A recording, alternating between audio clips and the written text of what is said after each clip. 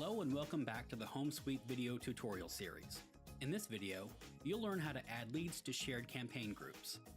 The shared group structure was created for two reasons: to ensure your leads always have fresh content each month, and to minimize the amount of work you have to do to give it to them. Let's begin on the CRM dashboard.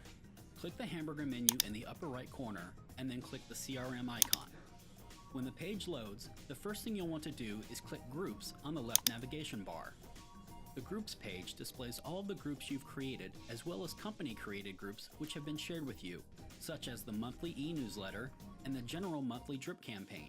It's these two groups that will be the focus of this lesson.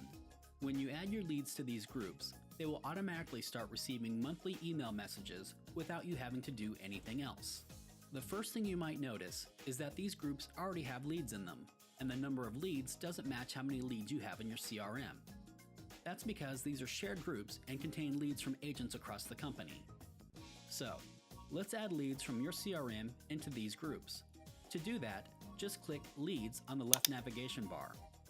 While you can pick and choose leads to add one at a time, we recommend just adding all of your leads at once. You'll learn how to remove individual leads should you need to a little later in this video. To add all your leads, click the action icon. That's the one with the check mark in a circle. Now click the All Leads icon, then click Group. The list of groups will appear on the right. Select the two shared groups labeled e-newsletter and general monthly drip, and then click Add to Group.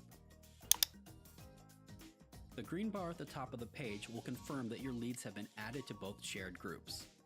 As mentioned earlier, you can remove leads from these groups to stop them from receiving these campaigns. To do that, search for the lead you want to remove from the group and click on it. When their page loads, click on the Edit Pencil icon. When the Edit page loads, scroll to the bottom and look for the Group section. Click on the X next to the group you want to remove your lead from and click Save.